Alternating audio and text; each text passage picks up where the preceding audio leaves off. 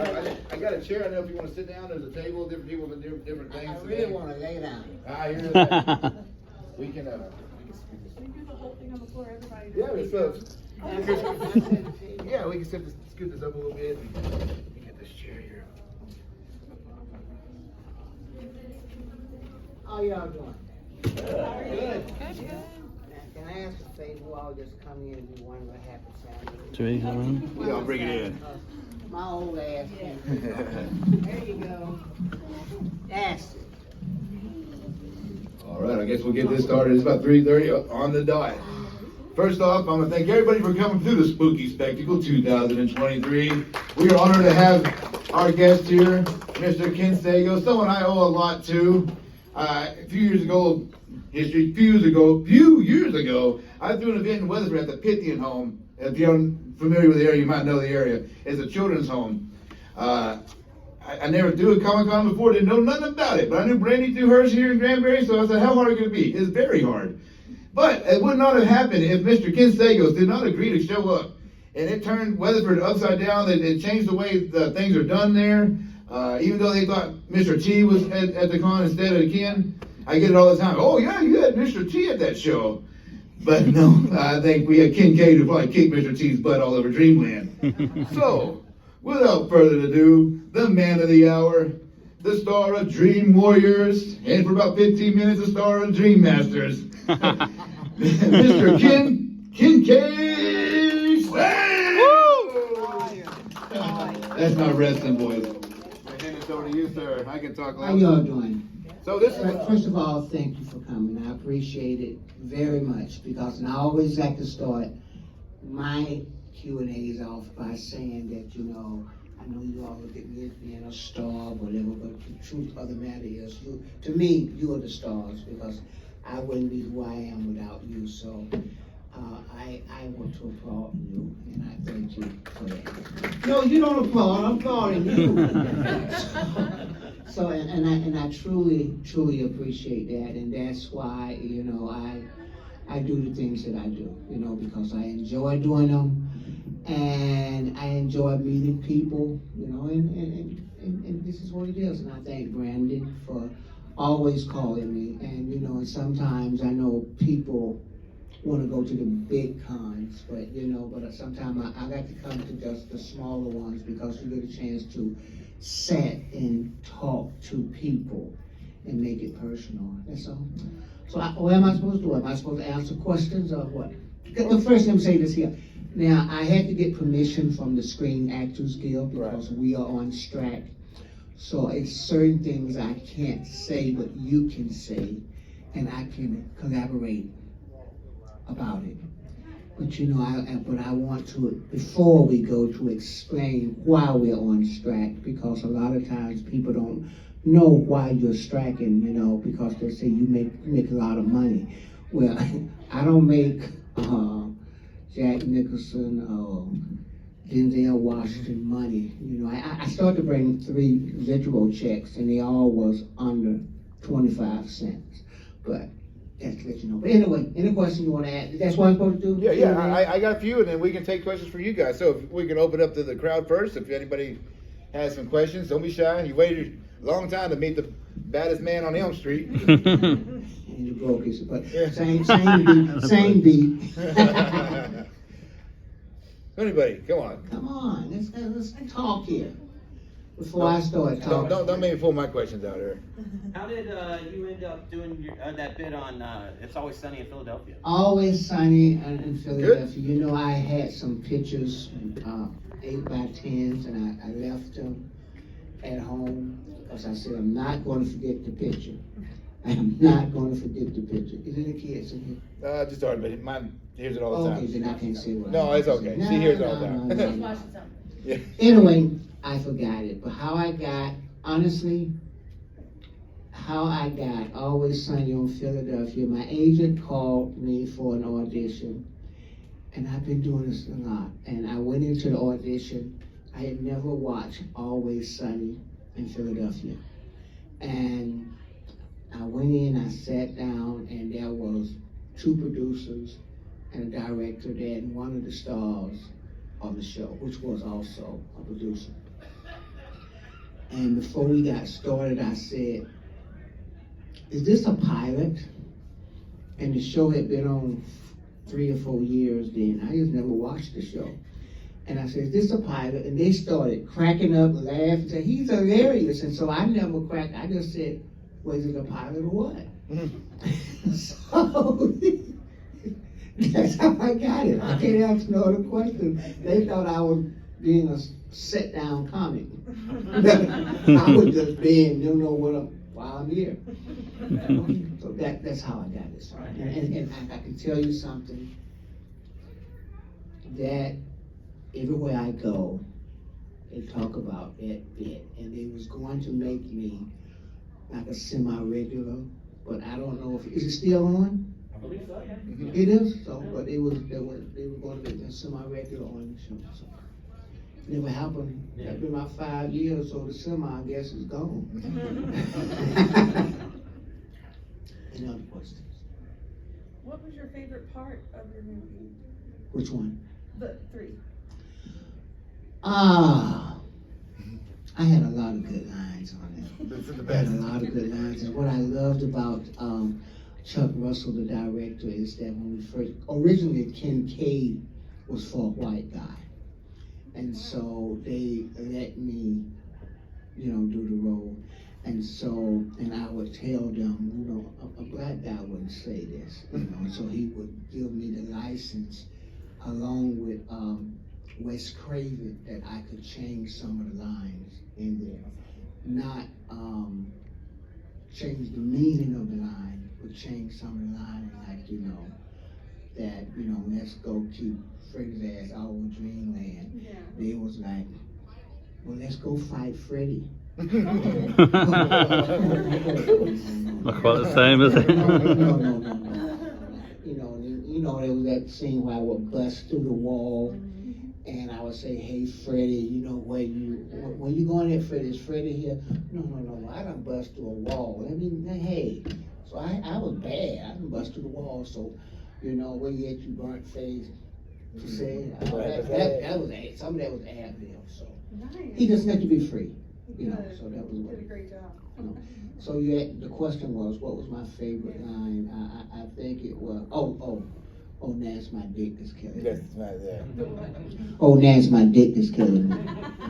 That's Yeah. And you wanna know something funny?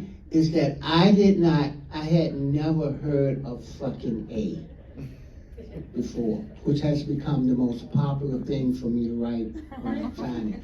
I never heard of fucking A. See, I came from the inner city in the South. And I'm not trying to offend anyone in here before I say this here. So when he said fucking A, I thought he was saying fucking ass. And I said, oh, is Kincaid gay? So, so that's where my head went. I mean, no. So Chuck Russell and someone had to explain to me what that meant. And so then when I found out what it meant, then I could put my expression behind it. Until I knew what it meant, I couldn't put my expression behind it. You know, I guess, and a good example is that I do not like avocado. To me, it has no purpose on this earth. And when I was a kid, and my parents, when I found out what a lawyer did, I literally had thought about being a lawyer so I could wipe avocados off the face of the earth. That's why I do not like avocados. But if they say, okay, let's go get some avocados, my expression will be, okay, let's go get some avocados. But if they say something about some sweet potato pie or some hot fried pies, you know what I'm trying to say? If I would have brought them, you know. Yeah, I was saying, oh man, let's go get some of them fried pies. Speaking of, I've been to a lot of conventions, but every time I come to Texas and come down here, I get a chance to eat some of my old grandmama's fried peach apple pie, and they bring them to me. So that's worth That's worth everything. Least we can do. Least we can do. Yeah, at least what you didn't bring it today. But Yeah, I that's know. the- Tomorrow will be extra better. Yeah. What, they didn't bring it today, they forgot. It was. I got. And He did. She had it packed and I put it back up. Yeah, I set it somewhere Now I else. gotta get some old. Oh no, we gonna get them fresh. Oh. We get fresh. We get them fresh. Yeah. We might be late tomorrow, but we get them fresh. So, you know, but every time I come here, I go back gaining weight, so what I try to do is not eat 3 days before bed. Any more, you got some questions you was gonna ask? Yeah, I mean, pull up my phone here. So it's been over 35 years since the release of Dream Warriors, which many people consider the greatest horror sequel of all time. I know during the filming there was some rough times, especially in the boiler room scenes and stuff. What would Ken Sagoes now say to young Ken Sagoes, who probably just thought at that movie as just a job at the time? What would you say to younger you now, with all the time that's passed and you know? As in what? As in what? Like some advice, or like, you know, maybe when you're filming it, you're like, this shit, man, what am I doing here with all this smoke? And, You know, back when we was doing it, you know, and when I went in to do Kincaid, I went in it blind because I had never watched a Nightmare on Elm Street movie.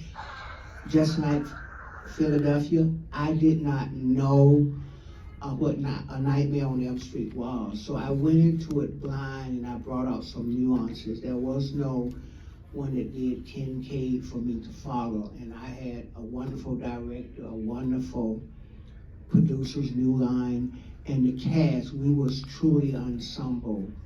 And one thing that I always give credit to were 3 people on Nightmare 3. Heather Langenkamp was like a big sister to all of us. Robert England was like a big brother to all of us.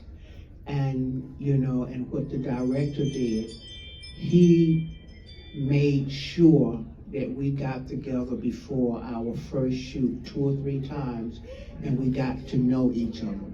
So when we went to the set, we was really friends, and we really looked out for each other. So I think, and I heard that they was thinking about doing a Nightmare 3. I would just say go in there and let Kincaid possess you. Let the character possess you as opposed to you possessing the character. And then you can bring some of the originality out in your way. I think that's how I would approach it. But speaking of 35 years, yeah. I am literally a grandfather. I have 2 grandsons that is basically of the age that I was doing Kincaid. That's awesome. I'm an old ass man. But, okay. Well, speaking on that, what is it like whenever you have someone that comes to your booth and talks about Freddy knows it, and they're 15, 20, you know, movies that came out 10 years before, they're 20 years before they even were alive. It's got to be, you know, this movie won't ever die. I mean, I got a Dream Warrior shirt from Walmart, I mean, for crying out loud. How is that when this younger generation of horror fans still come up to you and, you know that this is never going to go away? It's the greatest honor that you can have. I can imagine. imagine. Greatest honor. I always wear this scarf, and the reason that I wear it is because I was at a con a few years back, and it was this, I don't want to say elderly lady, but a seasoned lady that was many, many years older than me, and she was knitting. And I got there on that Friday, and she said she watched Nightmare on Elm Street, and she knitted me a scarf, and by the time it was over with that Sunday, she had knitted this for me. Oh, man. And I promised her that I was going to wear it as long as I go to I've seen you wear it from many different yeah, cons and photos, yes. I don't care how hot it is, I wear it because she's made her transition now. And it's my hope that, you know, she's always sitting with me and a part of me, so I always wear it. Any other questions? I got a few more, but come on, guys. Come on, y'all, ask some questions. Don't be scared. Yes, There you sir. So we already asked what your favorite line was that you said. What's your favorite Freddy Krueger, Robert Englund line? favorite Freddy Krueger, Robert Englund. I think it was in part 4, and it was like, I'll see you in hell. Mhm.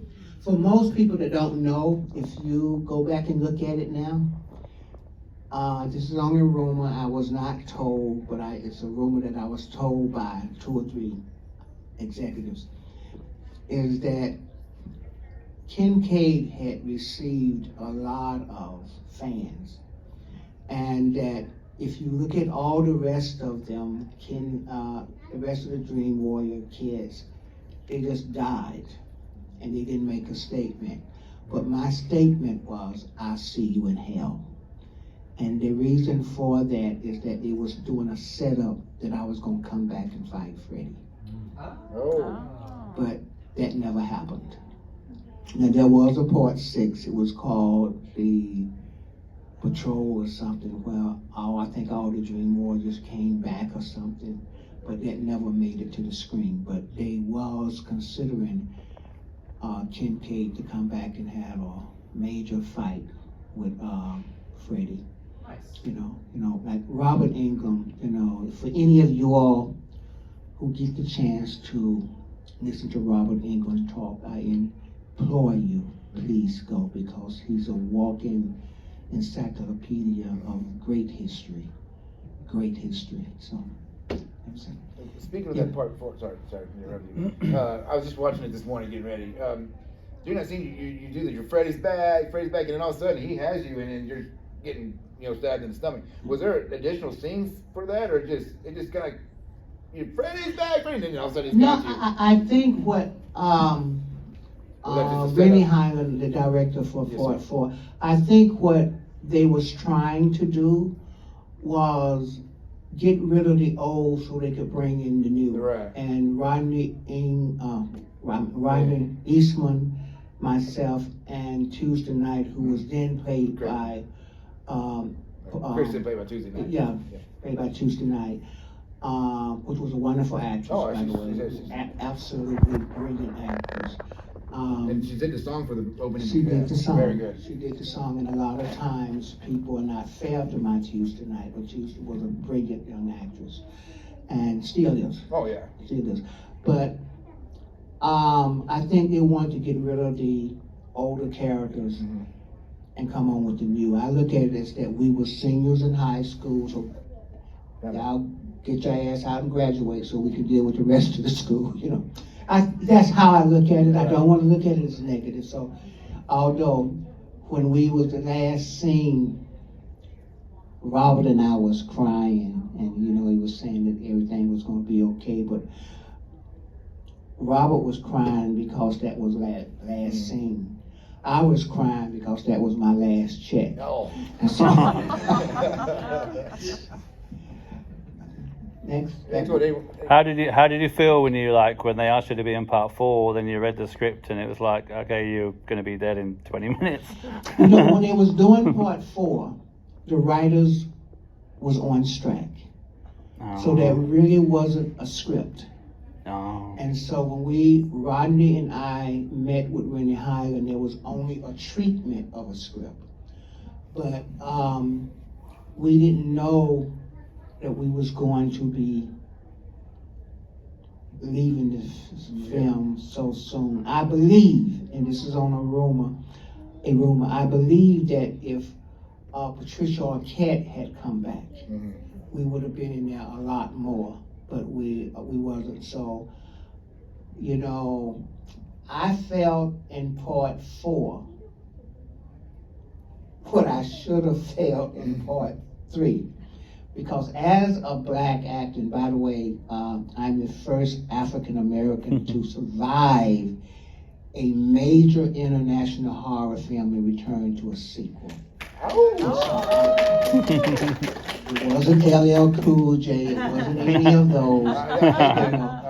But let me hear what I said. I said a major international horror film, because there was, back in the black exploitation era, there was the great William Marshall who did Blackula, and there was 2, but that was not an international film.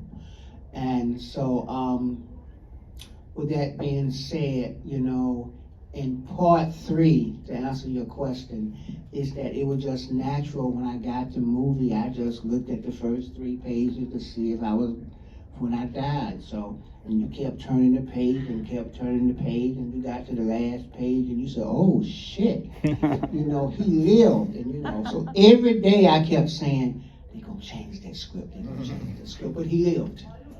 And so it was, I did not know at the time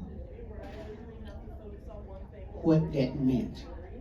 Not just to me as an African American man, but it meant to a person of color to survive. But Kincaid, because of his, I guess, because of his strength, because of his words, because of how he presented himself, he was a hero to a lot of people. That was even a Kincaid fan club in Taiwan. And it represented something. It represented something to everyone. And I think the brilliancy of Nightmare on Elm Street Part 3, The Dream Warriors, is because it had some of everything in it. It had mental health in it, it had drugs in it. And one of the most important things I feel that it had in it, you know, there was like the Wizard Master, there was Jennifer Rubin, there was the actress, you know, Penelope, there was all of us, we was all individual dream warriors. But when we became friends, we became a fist. And we was knocking shit down. And I think that's what made Nightmare on Elm Street, The Dream Warriors really popular. Yeah, I think it's often duplicated but never, or whatever the saying is. It's just such a great movie. I watched it way too young, but I've seen it so many times. It's my favorite movie. I told you many times. I can't believe we're just talking about it. But any other questions for Mr. Ken? We got more.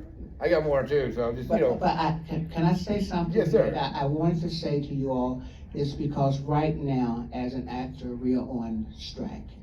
We are striking. The Writers Guild are on strike, and a lot of times they don't know why we're on strike. It's because of AI, this AI situation. I want to explain why it was, and I want to explain.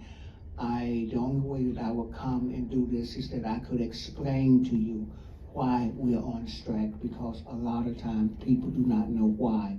They think that we all make the money and everything. It's that we are, with AI, they can take our image and do exactly what they want to do with it. And we get no residuals, what they call royalties, some call it residuals. We get nothing. And then when they stream it, they can show it as many times as they want to, and we get nothing. You know, where, you know, there are so many of us now getting residual checks for 1 penny, 2 pennies, where it used to be enough for us to buy a can of beans. Now we can't buy the pea in the bean. So we're not asking for anything that we don't deserve. We're just saying that if you got a piece of the pie, just give us a slice of the pie. Don't give us a spoonful of it. And so that's why we need your support, you know, to say, to let you know why we're on strike. Same way with the writers, the same way with the Writers Guild. You know, they're making millions and billions of dollars, and they don't want to share it because they don't have to, but they want to be able to take my image.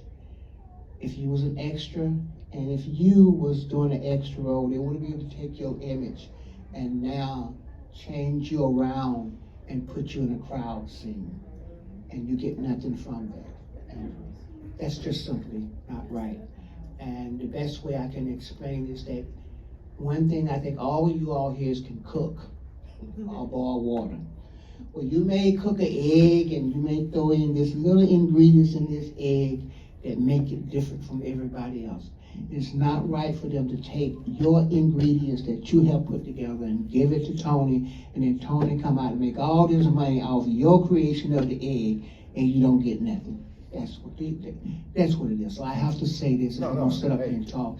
I gotta talk about why and where I am. No, I didn't know really. I just see it on the news, the strike. So I really didn't. Thank you for explaining that. Yes, yeah. So Yes. could they do that like I know the Friday 13 had a huge video game. Texas Chainsaw just had one to come out. Could they do that in a video game and use Let your me tell likeness? you, I did not know until recently that there is a video game with my image on it. Really? I did not know that until recently, and they've made so much money off of that, and there's nothing that I can do about it. And I give you another example is that I work with a medical group. I don't want to say what it is now. I am a standardized patient as well, but this was not a standardized patient job. But I was doing something, an industry type film. And within this industry type film, they could film me, and I signed the paper. They could film me. And they did film me. And then this was 2 years ago. And then I went in November, and they had a poster of me. They had changed it around. They had made me look a little small. I love the look. But they didn't get my permission, and now my poster is everywhere in the industry film, and I didn't approve it. And that's an example of what they can do. And all we're asking is that ask us. And I have been told I have a unique voice. Mm-hmm. They can take my little southern country voice, change it around, and do whatever they want to do with it. And there's nothing I can do about it. That's what it is all about, AI. That's what it's all about. All right, what's the next question? Anyway, guys, questions? What is something we could all do that supports, the actors for the strike? The biggest thing that's going on there is streaming. As long as you're streaming, they feel like they're making money. And, but I think if enough people say, look, do what you're going to do. If you don't respect these writers and actors, we're gonna get rid of our streaming. I'm not saying do it, I'm just saying they need to know that the public is not happy in how you're treating us. That's, so I believe now, I'm pretty sure that they knew that the strike was coming, so they went and made enough projects so they can last through it. And look at it, it come around the holidays. So if the actors are not working, there's no new things are being out there. So the writers can't write new things. There's no new shows being filmed. And when there's no new shows being filmed, then that means the makeup people cannot work. That means the wardrobe people cannot work. That means the grips cannot work. And if the grips cannot and the makeup people can't work, they can't pay their bills. And they losing their house. So it's a trickle down thing. And eventually, somebody got to give. And the pressure is not just on us because we're greedy. It's on us because we just want fairness. Okay. Thanks. The memorabilia for this movie, there's the Freddy's franchise and Nightmare on Elm Street franchise. There's tons of Robert Englund Freddy. When are we going to see a Kincaid action figure? There are some Kincaid action figures out there. Are there? There are some Kincaid action figures out there. I used to complain, but it done made me look good. They do the body now. Who gonna buy it? Yeah. I look like I'm about to look those up. California raisin in a box of white rice. Any more questions? Any more? I'm gonna ask someone who can guess how old I was when I did come close, I ain't gonna tell you how old I was. When I did Nightmare 3. I did first 3. 27. Huh? 27. No. I'll go with Huh? 23. What? 23. 23. It's 21. Okay, somebody gotta raise your hand, I know that's one, okay? 18. 18.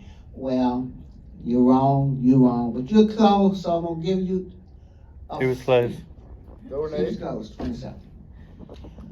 All right, my next question is who can tell you what kind of shoes I wore? Okay? I know this. What color shoes did I wear? I know in part 4 you're wearing Converse once. Oh, That- you're not yeah, I in don't the count. game. Yeah, right, Converse. You're trying to get some I free should shit. know. Watching we watched I'm the bringing three. 5 pounds. Come on. Okay. No, I was kidding. No, I was kidding. Okay. I got tons of stuff. Okay, nobody can guess? You can't say what color? Oh. Okay. I should have watched it this week, didn't we? Okay. I just remember. All right, now what color shirt did I have? Blue? Oh, I do remember. now, Blue? I know, yeah. Huh? Isn't it blue? Blue, and one more. Any more? Anybody else? Red? Okay, one more. Anybody else? I wanna say white. White? Okay, Mr. Red, you got it. Blue! Oh, what did you I knew it say? was You had red. that. Ah, We just saw it. When you see that now? you do have that blue shirt when you're crushing Oh, up you, the. I'm talking about Nightmare 3. Yeah. Nightmare 3. Oh, You have Okay. that light blue when you're crushing the chair, I think, in that. Okay, But all right. Okay, you get one of these. All right, you can go on now. no, okay. Well, you know we know you best from the Nightmare on Elm Street movies, but you also an accomplished author, and I see you have a comic book there. Can we talk a little bit Yes, about your books and things like that? tell you what's going on with me, and I asked. Oh, so that you all know, in 1997, I started an organization called Giving Back, and that's where I pay for college-bound students' book and supplies when they go to college. If any of you all been to college, you know how much those books and supplies cost. And I do put supplies in schoolrooms to help the teachers.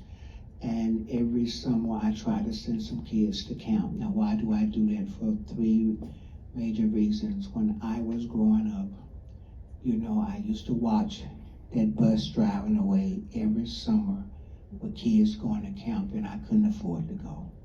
And then when I did go to college, that was the time I flunked my classes because I didn't have the books to pay for the books. And so I promised God that if I ever got to a place that I was going to take care of somebody's child with their books and send them to camp.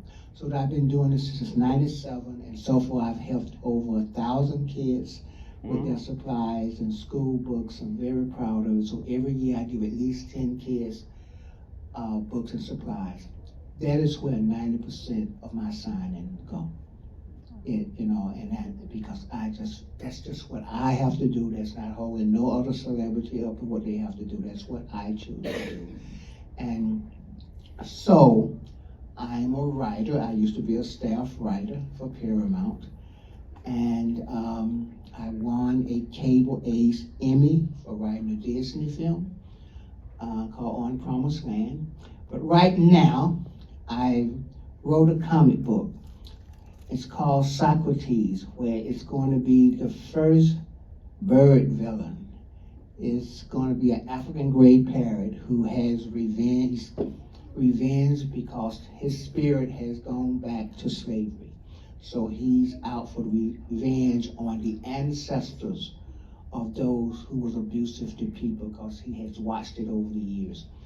And so this is my comic book. And you buy the comic book, you get a wristband called Socrates or a dog tag. And we're going to do a short film of it first, but eventually it's going to be a feature film. I didn't say like on TV, I want to be in feature film like Nightmare on Elm Street is. And so, and this will be my first voiceover that Socrates is going to be saying, "God love me, God love me." And it's going to be a tribute to a lot of the horror films.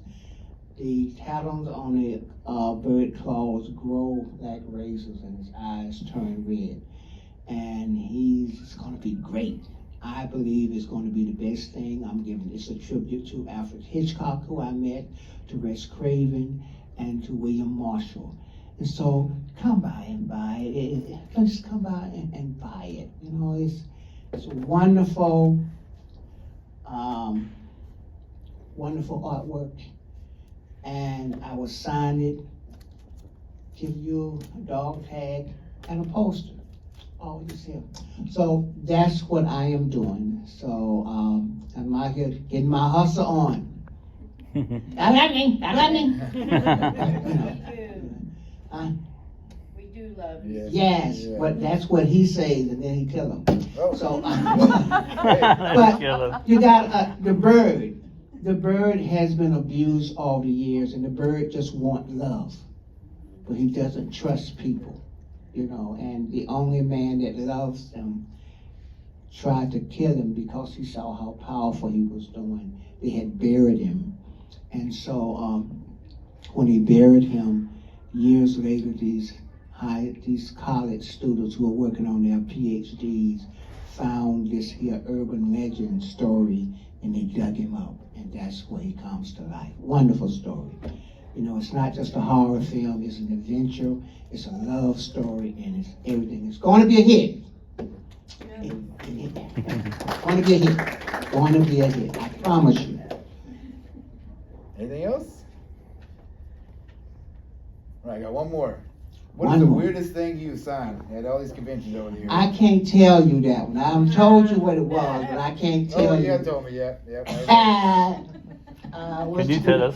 I'm about to ask you down at this table. The weirdest thing that I've signed some things. I don't know if they're weird. It's just one real thing that I just don't want to talk about it, you know. I've had somebody that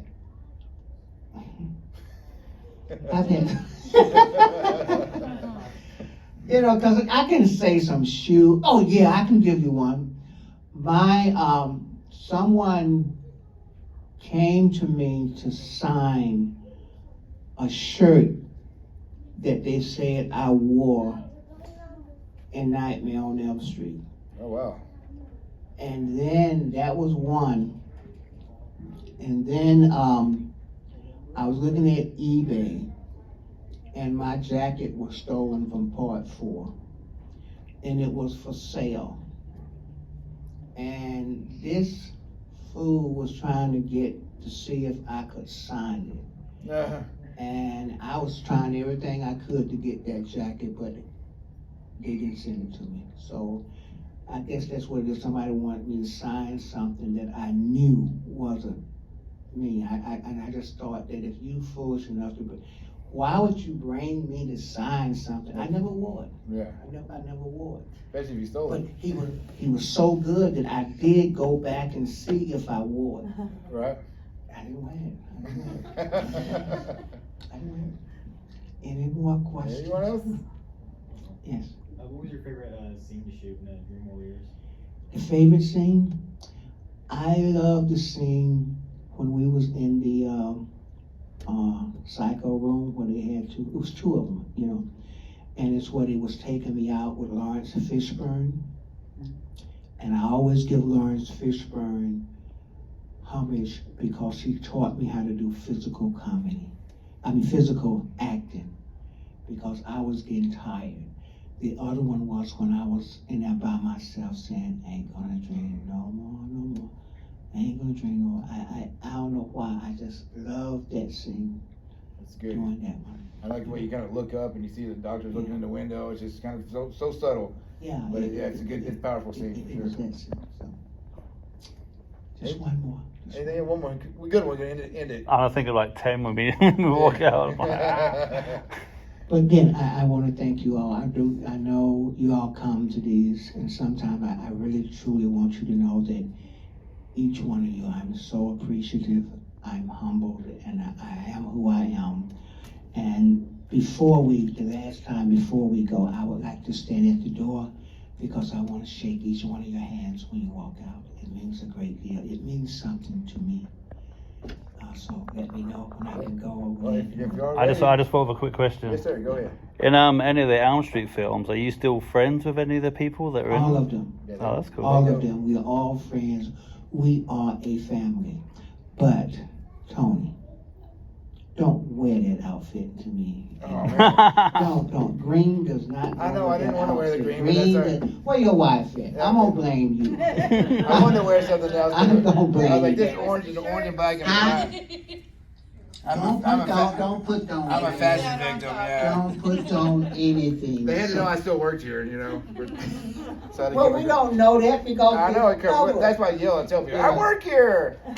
Tony and Stephanie has been one of my greatest gifts when I come here. And Brandy, they all been one of my greatest gifts. I've been to a lot of conventions, but I really do love coming to this one. I'm so happy I can see your face because I was wondering about it. I'm so happy. I appreciate it. Mr. Man came over from England. See how bad you ladies are. She brought his ass all the way over here from England and married him.